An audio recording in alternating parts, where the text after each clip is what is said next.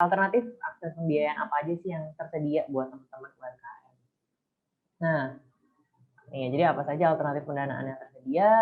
Nah, kalau misalnya kita lihat di slide yang ini, jadi saya membagi tipe-tipe pendanaan ini menjadi 4 tipe. Menurut saya, different people might want to approach this differently. Jadi doesn't mean kayak oh ini yang paketnya kayak gini. Cuman menurut saya kenapa 4 ini adalah yang masuk akal dan saya udah bagi ini menjadi 4 stages yang berbeda karena user secara journey-nya itu biasanya pasti seperti ini. Nah, tipe pendanaan yang pertama kalau kita lihat ini adalah investasi pribadi. Jadi ya teman-teman semua pasti tahu juga di sini ketika kita mulai satu bisnis, otomatis kita akan menjadi investor pertama dalam bisnis tersebut. Nah, yang kedua, ada satu tipe pendanaan ini yang cukup murah ya, atau bisa dibilang bahkan gratis, dibayar dengan effort yang lain, itu adalah dana hibah. Jadi kalau misalnya kita lihat definisi singkatnya adalah pendanaan ini banyak datang dari pemerintah atau organisasi nirlaba, non-profit organization, yang biasanya memberikan dana hibah atau memberikan investasi kepada bisnis-bisnis yang memiliki dampak sosial dan memiliki inovasi brilian atau tema-tema yang memang sesuai dengan pemberi dana hibah tersebut. Nah, kalau misalnya di Indonesia sendiri itu cukup banyak juga lembaga-lembaga pemerintahan yang membantu teman-teman UMKM untuk mendapatkan tipe pendanaan ini. Nanti mungkin di bawah kita akan bahas lebih banyak. Nah, naik kelas lagi nih, ada yang namanya investor. Dimana mungkin teman-teman semua di sini familiar juga nih dengan yang namanya investor itu venture capital biasanya yang mungkin paling familiar. Tapi sebenarnya kalau kita lihat lagi di dalamnya, investor itu nggak cuman dari venture capital. Jadi ada berbagai tipe investor juga nih.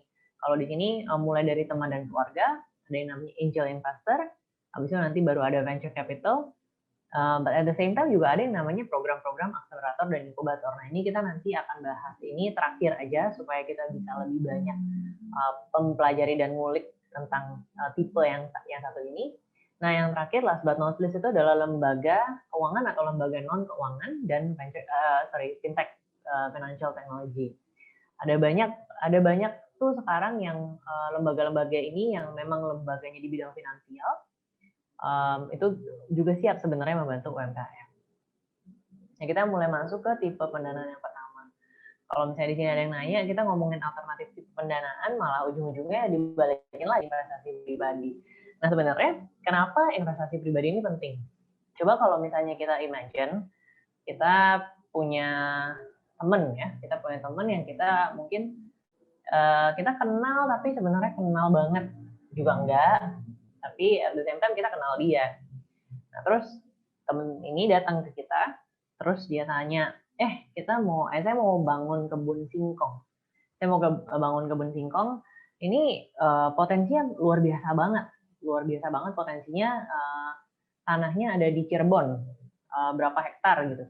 Pokoknya lu invest di sini, nanti lu bakal dapet return yang gue janji gue bakal bagi misalnya 50% deh nanti dari semua hasilnya ke lu. Nah, kalau misalnya kita kenal sama temen ini tuh kenal aja, tapi maksudnya kita nggak kenal deket banget, kita juga nggak tahu dia sebelumnya ngapain, terus tiba-tiba didatangnya gitu, apa sih yang ada di benak kita gitu. Kalau saya pribadi, yang saya lakukan adalah saya pasti tanya nih pertama kali kayak, mau bikin kebun singkong, udah berapa banyak dana yang kamu masukin ke sana? Gitu. Kenapa investasi pribadi si teman kita ini penting buat kita untuk tahu sebagai investor? Calon investor adalah karena kalau dia aja nggak mau masukin dananya sendiri ke sana, apakah dia confident? Apakah dia bisa nanti kemudian benar-benar memberikan kita 50% yang dia janjikan tadi? Makanya di sini saya wanti-wanti bahwa investasi pribadi itu tetap aja penting. Walaupun mungkin terutama buat teman-teman yang mungkin baru memulai, benar-benar ini the first business yang kalian mulai, terus habis itu sebelumnya mungkin belum pernah bangun bisnis atau even belum pernah mungkin bekerja di tempat lain, atau maksudnya belum punya credentialnya lah untuk bagaimana sih sebenarnya teman-teman ini as a founder gitu. Jadi inilah modal pertama kita, yaitu di investasi pribadi ini gitu. Hopefully semuanya setuju, tapi kalau nanti nggak setuju boleh di-share ke pertanyaan itu ya. Nah, yang kedua nih, tadi kalau misalnya kita udah masukin dana pribadi kita, buat kita yang masih belum punya credential atau misalnya kita ini adalah first business kita, sehingga kita belum punya rapornya, belum punya apa tuh, belum punya track recordnya. Nah, kita bisa coba juga ke dana hibah. Nah, ini di sini dijelasin lagi, dana hibah adalah pemberian uang atau barang atau jasa dari program pemerintah maupun perusahaan nirlaba yang secara spesifik telah ditetapkan peruntukannya. Bersifatnya tidak wajib dan tidak mengikat, dalam arti ketika kita mendapatkan atau kita apply untuk dana hibah, kita tidak perlu mengembalikan itu, karena namanya juga hibah.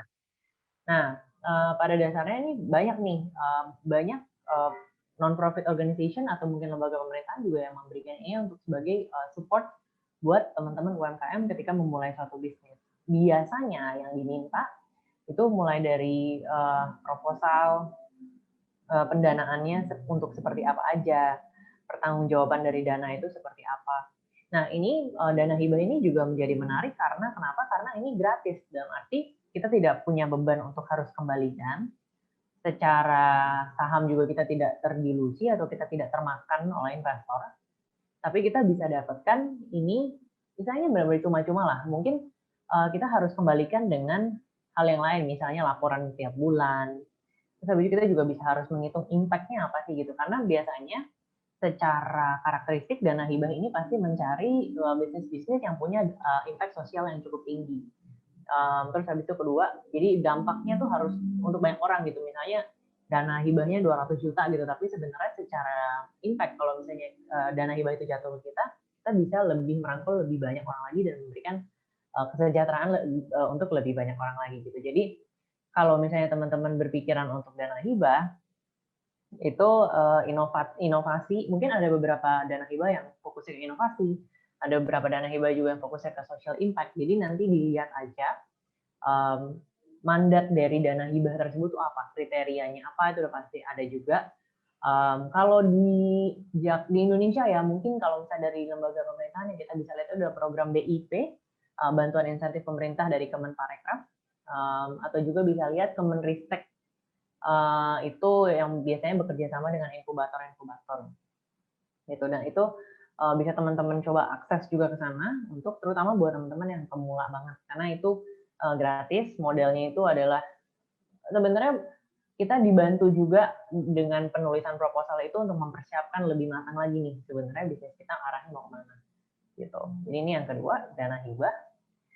Nah, ini dia yang menarik. Yang ketiga ini ada investor yang akan dibagi menjadi 4 tipe lagi, cuman karena nanti kita bakal banyak bahas di sini, fokusnya bakal di sini. Hari ini kita lanjut dulu ke yang terakhir. Ada yang namanya sekarang lembaga keuangan atau mungkin lembaga non keuangan, dan ada juga fintech. Nah, kita lihat ada banyak juga sih tipenya di bidang ini ya. Ada yang namanya kredit usaha rakyat. Ternyata program ini tuh udah ada dari tahun 2007 dan ada beberapa bank yang memang kerjasama juga dengan pemerintah untuk menyalurkan program ini, program kredit usaha rakyat. Mungkin nanti bisa dicek juga ke Mandiri, BNI, BTN, BRI, dan Bukopin. Nah, biasanya juga di kredit usaha rakyat ini ada tipe-tipenya sendiri. Jadi kayak masing-masing punya karakteristiknya, dan biasanya masing-masing perbankan ini nanti juga punya formnya nih untuk aplikasinya. Jadi nanti kalau misalnya mau tahu lebih banyak lagi, nanti bisa langsung datang ke websitenya dari masing-masing perbankan ini. Yang kedua nih, memang ada satu program lagi dari perbankan, dari bank ya, dari lembaga keuangan ini, yang di luar dari kredit usaha rakyat itu untuk pinjaman untuk modal UMKM. Nah, di alternatif yang ini, teman-teman, mungkin teman-teman banyak dengar ya, mungkin ini di sini lebih rumit prosesnya. Tapi kalau misalnya kita lihat lebih closely, tipe pendanaan ini mungkin bisa memberikan dana yang umumnya cukup besar untuk mengembangkan suatu usaha. Nah, tapi kita juga perlu ingat bahwa ada kewajiban untuk membayar kembali dan ada cicilan bunga juga setiap bulannya yang biasanya cukup besar juga, karena kan kita meminjam dana yang cukup besar. Jadi pengembaliannya bunganya juga ada harga yang harus dibayar lah. Di sini harganya adalah harus cicil bunga setiap bulan gitu. Jadi perlu disimulasi dengan baik. Kalau misalnya teman-teman adalah pengusaha pemula, mungkin bukan ini solusi yang di awal. Kenapa? Karena biasanya ketika kita baru mulai itu kita nggak pernah sales forecast kita tuh kita masih belum bisa modeling dengan baik gitu. Jadi nanti kalau misalnya udah later, udah agak kita udah punya sales forecast yang baik, udah punya historinya nih, misalnya sebulan itu bisa mendapatkan berapa omsetnya gitu, dan mungkin alternatif ini akan lebih cocok buat teman-teman sekalian. Yang ketiga nih ada juga yang namanya lembaga pinjaman dari lembaga keuangan non perbankan. Itu bisa bentuknya seperti pegadaian, koperasi simpan pinjam, dan pasar modal. Nah, ini masing-masing juga. Jadi kalau misalnya lembaga non keuangan ini, jadi perginya bukan ke perbankan, bukan ke bank, tapi pada dasarnya lembaga-lembaga ini juga bisa memberikan teman-teman modal dengan jaminan-jaminan yang tertentu. Dan yang bagian ini nih erat hubungannya dengan biasanya kalau kayak pegadaian tuh pasti ada jaminannya. Biasanya kalau pegadaian itu adalah memberikan BPKB kendaraan atau sertifikat tanah yang akan ditukarkan dengan sejumlah dana untuk pengembangan bisnis kita. Atau kalau misalnya pinjaman koperasi, biasanya itu teman-teman harus join dulu jadi member koperasi tersebut. Dan biasanya koperasi ini juga punya masing-masing nih punya karakteristik masing-masing. Mungkin nanti koperasi produktif atau mungkin banyak macam sih. Dan saya nggak begitu mendalami banget di sini, cuman ini juga adalah salah satu alternatif yang mungkin bisa kita pertimbangkan. Tapi jangan lupa bahwa di bagian ini, walaupun mereka bukan non perbankan ya, bukan lembaga keuangan perbankan, tapi tetap aja ada aspek bunga di situ. Jadi teman-teman, pokoknya kalau yang semua berhubungan dengan pinjaman itu benar-benar harus hati-hati banget dengan bunganya. Jadi minta simulasinya yang teliti, terus juga dilihat dari kesanggupannya, apakah kita sanggup, penaltinya apa kalau misalnya memang kita tidak sanggup membayar cicilannya. Jadi perlu meneliti dengan baik, sehingga kenapa dibilang opsi ini cukup rumit, karena pertimbangannya tentu aja nggak bisa cepat, keputusannya juga biasanya nggak bisa cepat, dan dokumentasi yang dibutuhkan cukup banyak gitu. Yang ketiganya adalah fintech yang berbasis dengan teknologi, financial technology. Pasti teman-teman cukup familiar lah dengan peer-to-peer lending yang ada seperti Dana-Mart yang ada di masyarakat, yang memang fokusnya ke UMKM juga, memberikan alternatif pendanaan untuk UMKM. Kenapa zaman sekarang ini banyak banget orang yang, maksudnya fintech ini dan peer-to-peer lending ya terutama, mungkin cukup hype atau cukup hot di masyarakat, karena menurut kalau dibandingkan dengan kita ke perbankan atau mungkin ke lembaga-lembaga non perbankan, secara kecepatan mungkin fintech ini bisa lebih cepat, dan semuanya biasanya serba online. Kita nggak perlu bolak-balik ke fisik, nggak perlu balik-balik ke kantor, bolak-balik ngirimin dokumennya, di print apa segala macam gitu. Dan ini salah satu alternatif yang bisa dipertimbangkan juga. Hanya aja kalau jadi di sini dibagi dua nih ya, ada peer-to-peer lending, nanti di bawah kita bakal bicara tentang security crowdfunding. Nah, kalau kita lihat peer-to-peer lending, kita langsung skip aja ke sini. Jadi ada beberapa pro dan kontra juga nih. Jadi kalau misalnya kita lihat pro-nya, mungkin dinilai cepat karena memungkinkan seseorang mendapatkan pinjaman dari berbagai individu. Kalau misalnya namanya peer-to-peer lending itu, pada dasarnya sebenarnya meminjamkan dana ke kita tuh cukup banyak orang gitu. Jadi mungkin resikonya lebih dibagi-bagi, jadi lebih cepat bisa mendapatkan pendanaan tersebut.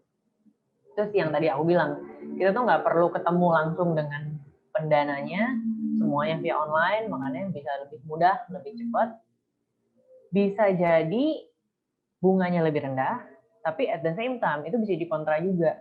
Kalau kita nggak punya track record yang baik, bisa jadi bunga yang diberikan dari platform-platform tersebut bisa jadi mahal juga.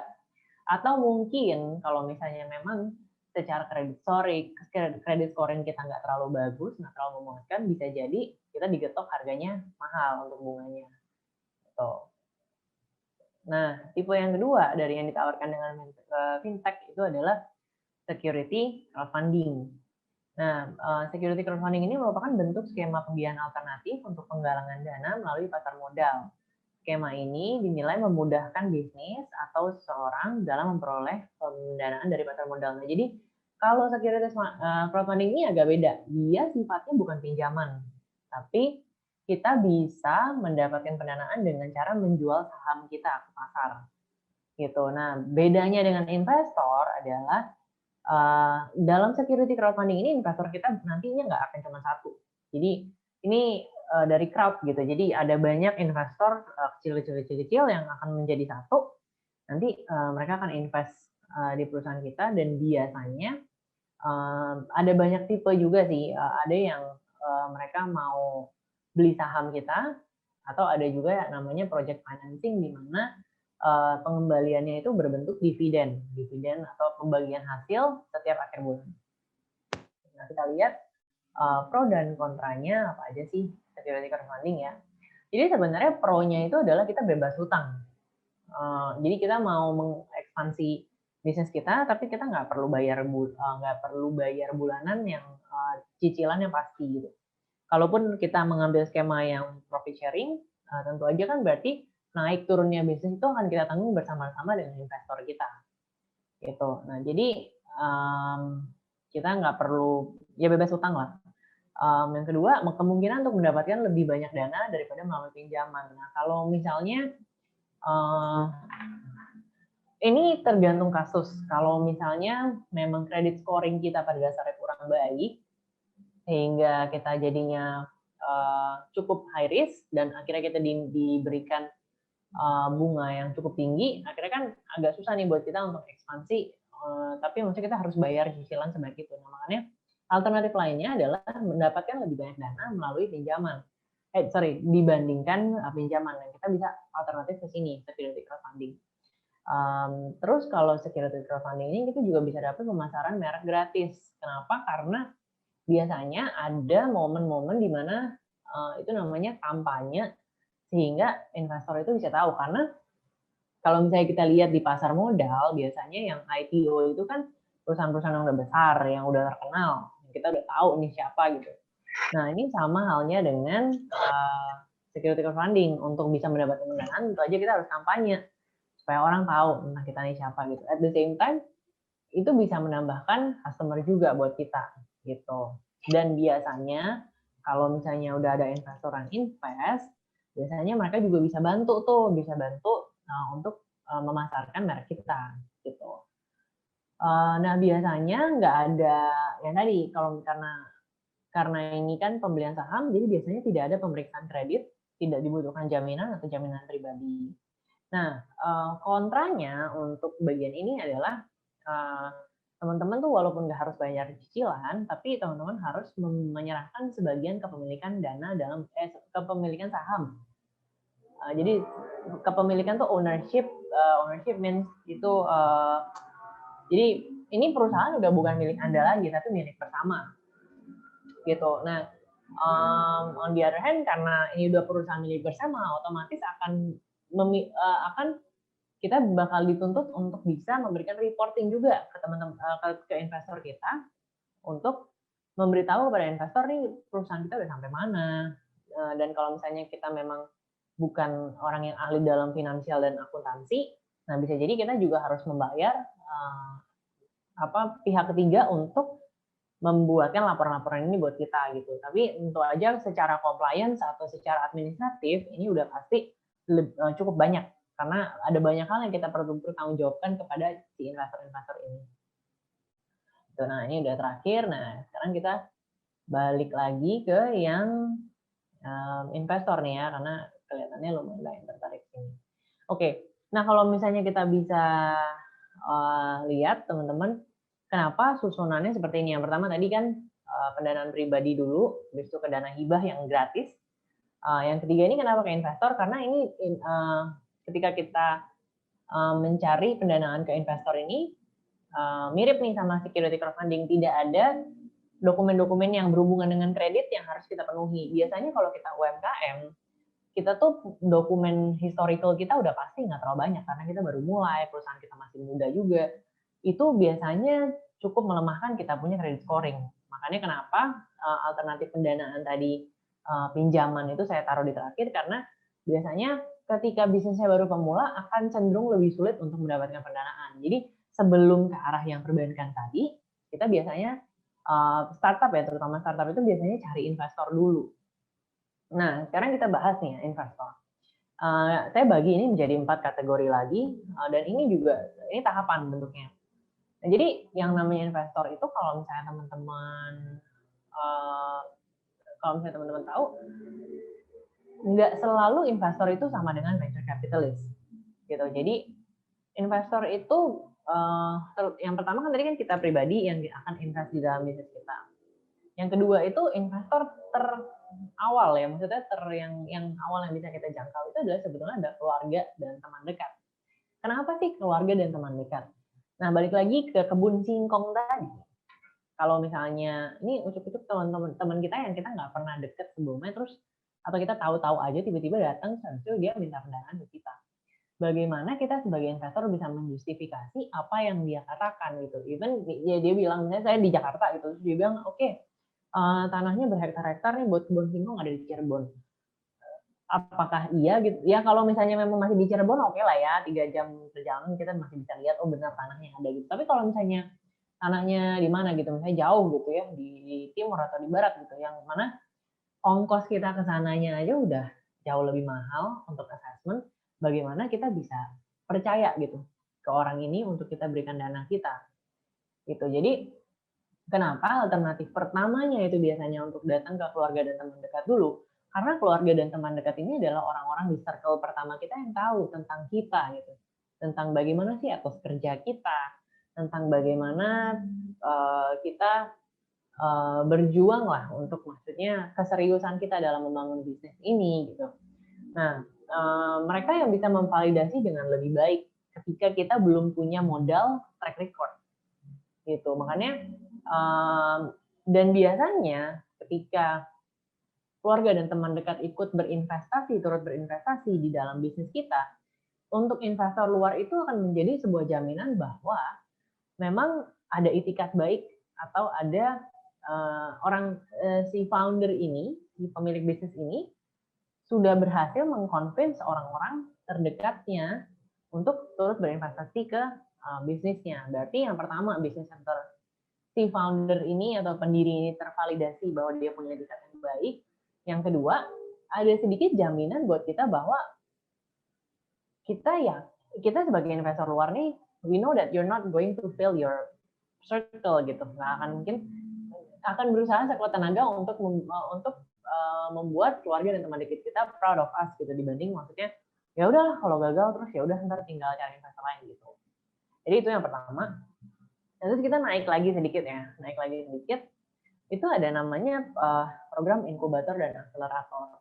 Nah kalau teman-teman lihat di Indonesia cukup banyak kok yang menyediakan layanan-layanan seperti ini. Mereka itu juga biasanya bisa memberikan dana, bisa memberikan sebagian dana walaupun nggak besar.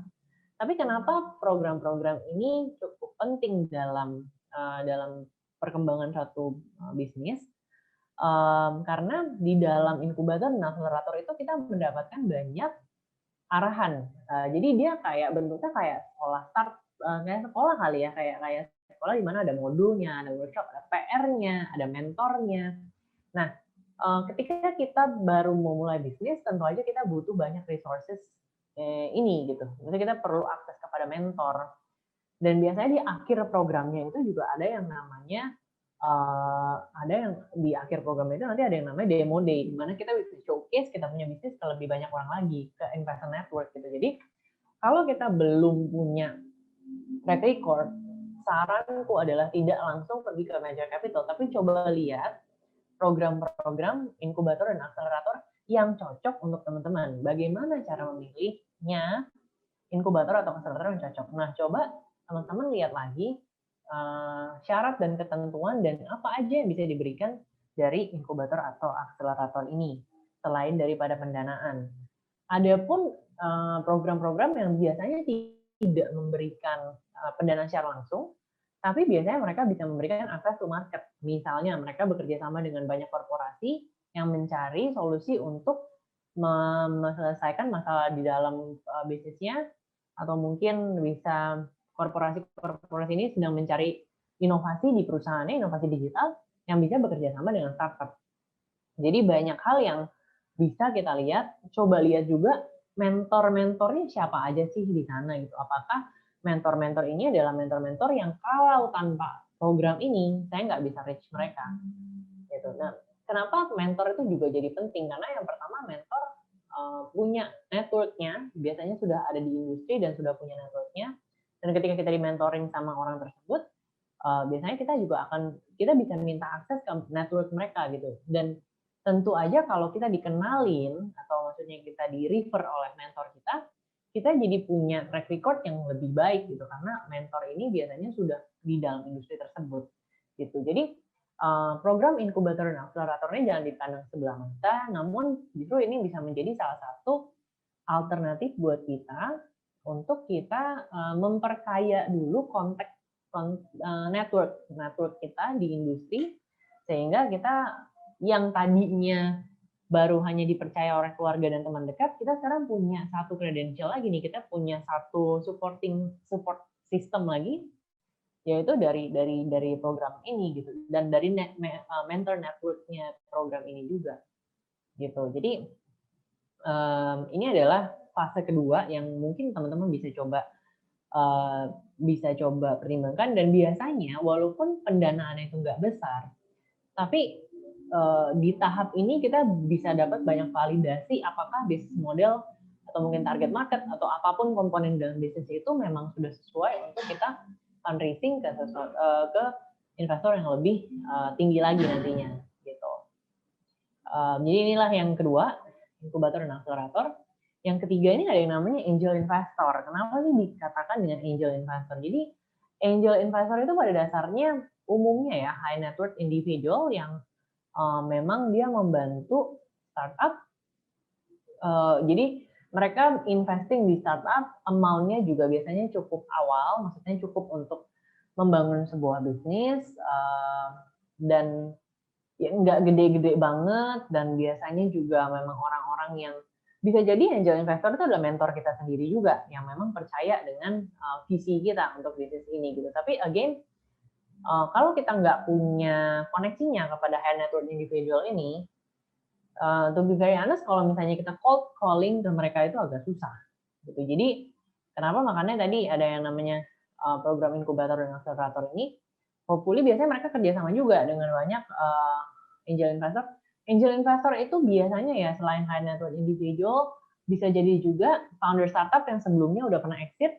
Nah, terus habis itu mereka believe in digital industry, believe in startup industry gitu. Nah, mereka cari startup apa nih yang kira-kira mereka bisa invest dan mereka bisa mentoring gitu. Jadi angel investor ini juga biasanya berperan cukup banyak. Disebut angel itu karena biasanya mereka cenderung lebih santai in terms of mereka tuh biasanya nggak akan mengejar-ngejar Anda untuk kayak wah nih bisnisnya udah sampai mana nih, gimana nih returnnya buat saya segala macam gitu, enggak. Makanya mereka disebut sebagai angel gitu. Jadi cara kalau misalnya ditanya gimana ya cara dapetinnya nak gitu, ya itu tadi, maksudnya kita perlu berjejaring atau kita perlu meningkatkan network kita dulu di industrinya, bisa juga lewat program inkubator dan akselerator itu.